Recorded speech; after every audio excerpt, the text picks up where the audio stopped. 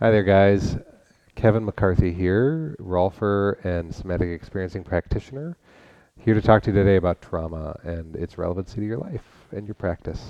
We're going to talk about a few things today, but the first one is why trauma, right?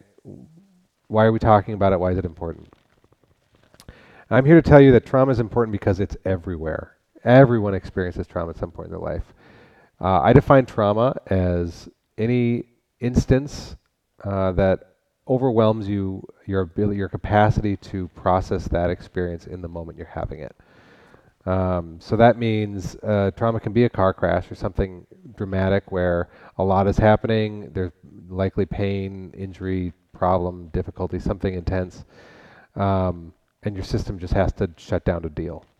But trauma can also be something like showing up at the grocery store and seeing too many choices in front of you and not being able to make it because your system is literally overwhelmed by choice. Most people don't call that traumatic, and trauma maybe isn't the best word for it. But what I'm trying to do is lower the bar on trauma. We want trauma to be as common as an everyday cold, and about that hard to fix, and about that safe to talk about. Because without the tools to heal it and to work with it meaningfully, we end up doing a lot of self-judgment. We ended up doing a lot of projecting onto others of difficulties or things that we don't like in them. We tend to pull a lot of negativity out of our experiences when it's not our fault, it's not the world's fault. It's just that our system has hit its level of coping and is no longer able to manage. So today we're going to try to understand more about how that shows up in your life, what that actually looks like. We're going to try to figure out a few things you can do with it that are going to be useful. And we're going to try to talk about why trauma is maybe useful. Like, what's good about trauma? Why is it such a common issue? And how does working with it provide us an opportunity to grow as people? What I have in front of me is a chart. I love my charts. I'm sure you do too. It's a very simple one, though. What it's describing is a person's states of activation, and this is what we talk about in trauma. Trauma is about activation. My nervous system has an everyday level of functioning, right? So that, we'll say, is this baseline.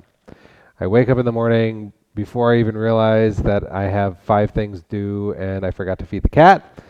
I feel pretty good and I can settle in. That's my baseline, right? Baseline should be resilient. Baseline should feel like it's something that you can enjoy, partnerships, relationships. You can enjoy activities. You can be curious about the day. You can be engaged in the world in the way that you want to be without having to do extra work. So that's our baseline. Anything that takes us off that baseline, generally, like just realizing you're late for work, that's one step up, right? Fight or flight is generally our first reaction when we go shift off our baseline. And fight or flight doesn't always look like running or punching, right? Fight or flight can look like anxiety. Fight or flight can look like restlessness, lack of focus, low level irritation, irritability. It's the kind of stuff where I'm on an edge and I don't feel great, but I know that there's nothing really wrong, but I can't put my finger on it. It's something just bothering me. That's fight or flight, and a lot of us live in that. The trick about trauma is that over time, your brain gets used to this experience of low-level threat, and it says, that's my new baseline. I'm going to just keep that. What a lot of us have stopped finding is how to get all the way back down into this. And this is where this science and magic curriculum, I think, is really useful because it's telling people that the neuroscience behind this is a lot of what you're actually feeling. You're having a direct encounter with your brain on a daily basis. But if you can decode some of what it's telling you, you can live a little more freely and easily. Once we pass that fight or flight stage, we go up into freeze. And freeze is when people shut down. Shutdown can look like depression. Shutdown can look like numbness, dissociation, despair, not caring, numbness. All of these things are versions of that freeze state, but it's confusing because freeze sounds like there's nothing happening. But if you can see on the chart right here, it's higher than fight or flight. That's because freeze has more energy in it than fight or flight does, if you can believe it. It's the highest energy state that our system can maintain for any extended period of time. And it's because of that intensity that it's difficult to get it out of. Depression is something that people get stuck in, and they feel like, I can't move this. I need to change. But when in reality, it's, I feel so much that my body is protecting me right now from feeling what is actually happening. So depression is taking away my feeling, which if you're going to be overwhelmed or if you're going to be depressed, at least depressed lets you stay functional. Overwhelmed is panic attacks. Overwhelmed is, shutting down and staying indoors and not getting any of your favorite ice cream. That's what my brain is saying right now. I don't know if that's true. Maybe I'm just hungry. But the idea behind freeze is that we need to be soft with it. We need to recognize that depression is not saying that there's a problem. Depression is saying that, or depression isn't the problem. Depression is saying there is a problem. It's pointing to the fact that we're overwhelmed. So very often people cycle through these stages throughout the day, right? It's very natural to get a little excited. Like, oh, I'm late out the door, my heart starts racing, I start getting a little excited. But generally by the time I get in the car and the radio's on, I can settle down and calm down. But like I said, for some people, it doesn't work that way. Once you start going up that scale, or if you've gotten really used to sitting in the middle of it, it's really hard to just naturally have some of that ebb and flow. And that's where people get stuck. And that's when we start seeing the symptoms of trauma. So the symptoms of trauma vary depending on where you're stuck on the scale. The fight or flight stuff has some physical symptoms. That's the heart racing, sweating, irritability, any kind of restlessness, lack of focus, feeling of impending doom even can be a little bit of it.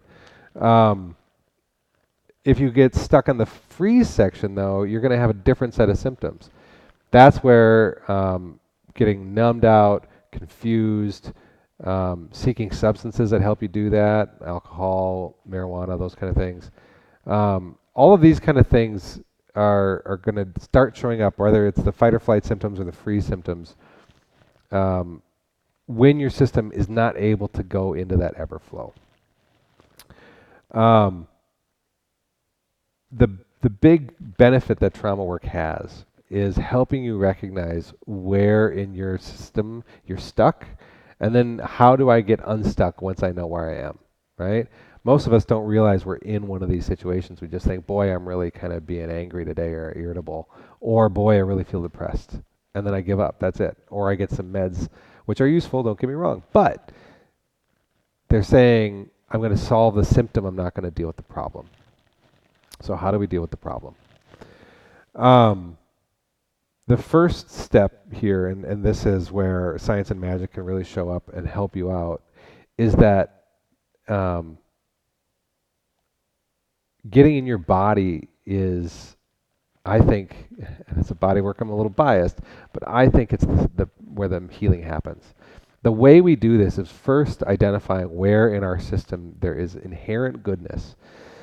Inherent goodness is just saying, no matter what's going on, there is always something that's okay. It doesn't have to feel good. I talk about neutral positive, right? Neutral positive is the only thing we're aiming for. But it has to be something you can return to time after time. It's something that has to be there even when it's hard. And it has to be something that you can name and recognize pretty quickly. So I like to ask people to look for something that they feel, a sensation. But this can also, if you don't have a positive sensation in your body, this can be a happy memory. This can be a place in your space, right? In your house, in your work. Where do you enjoy being and outdoors? It can be a person or a pet. It can be something that you have like assigned a lot of positive goodness to and that you consistently like to return to.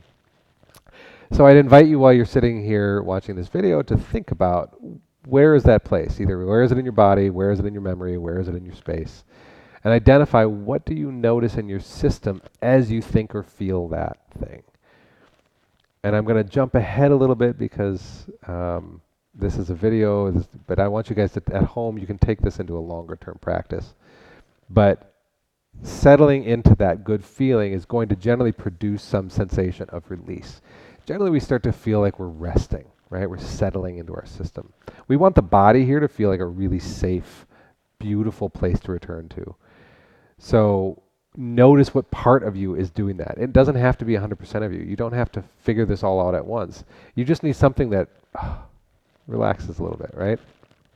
When it does that, you pay attention and you take notice of, oh, there's a little bit more movement in my shoulders. Maybe my eyes feel a little lighter, and maybe I'm not thinking quite so much about the negative parts of my day, the things that have got me ramped up. As you do that, and you pay attention, you're already upsetting some of what's happening in this escalation pattern, right? You're setting up a chance for your body to recognize, well, if I'm in fight or flight, but I'm feeling good, clearly I have to be somewhere in between, right?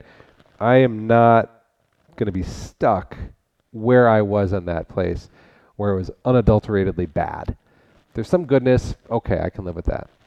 And literally it's that easy. I know it sounds a little crazy, but the very first step in all of this for everybody, no matter what kind of trauma they've had, is to find that unadulterated good thing in their system.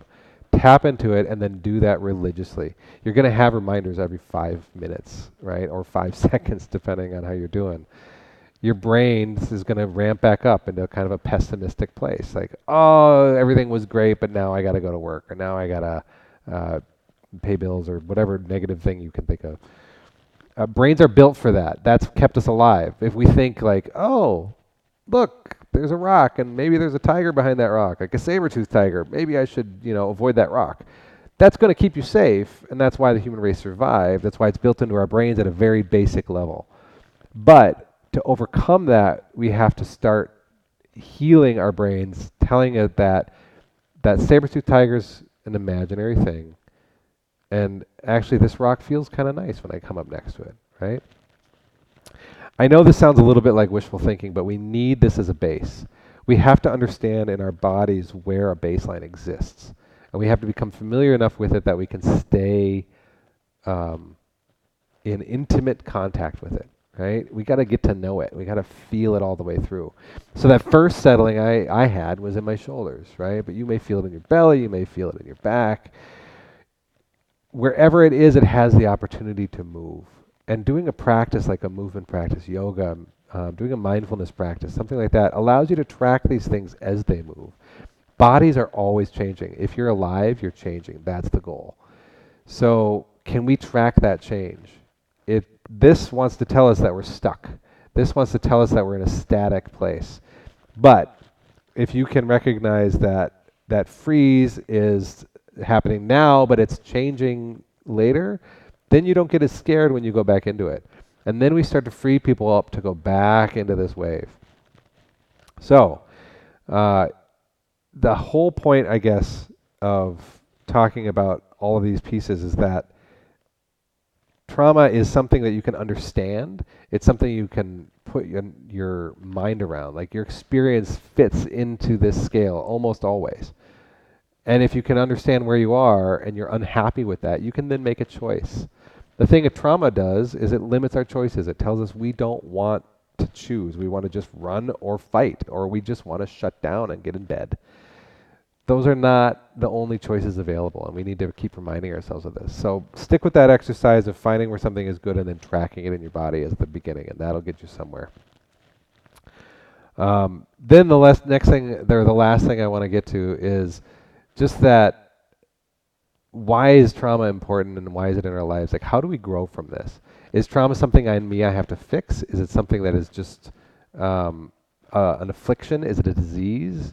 Because we talk about it like that. The literature, it's in the literature. It's a diagnosis. PTSD, post-traumatic stress disorder, is saying that at certain levels, trauma affects your function, your ability to be quote-unquote normal, right? But what I'm saying is that regardless of where you are in the scale, and there's various levels of complexity to this, which I'm sure many of you know, complex PTSD is part of this too. But wherever you are in this, it's possible to get better. It's possible to start getting better, and you have to do it really at its most base level first. And that's why the body, working through the body is really nice, because it's always available to you, it's accessible, and you don't need any special training or education to start. And if you're doing something like a yoga or meditation practice, you have it built into your life already. The neat thing about trauma as a gift is that trauma is something we talk about the hero's journey, right? And I know you've probably heard about this, the hero's journey. The hero's journey is a chance for somebody, everybody, to experience themselves in a place where they're not comfortable with what they have, but they don't know where they're going. They don't know how to get there yet. Working with your trauma, is the path of finding, how do I get out of here and how do I discover what's new? How do I discover what's out there?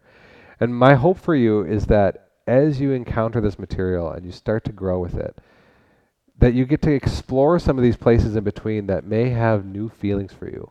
Trauma limits your feelings. It limits your ability to experience the world. And when you limit your ability to experience the world, there's no point to it, right? And this is where depression would tell you, like, yeah, this isn't a great place to be. But we know that that's not real. It's something that we feel, but how do you fight it when it's expressing itself everywhere in your world? And that's why working with trauma offers you an alternative to that. Working with trauma lets you feel into your experience of yourself as a person who has a journey to take, has some exciting places to go, has some chances to feel more deeply, both into the negative aspects of their experience and the positive ones, and then gets to get to somewhere where you're more resilient, you're more adaptable, and the world is more hopeful for you. And I think everybody deserves that. I'm not talking about chasing happiness here. I'm talking about feeling your way into exactly who and what you are. Because who and what you are is what you're here to figure out. And the joy and juice of that is what I think we're all aiming for and what's really readily available in this process.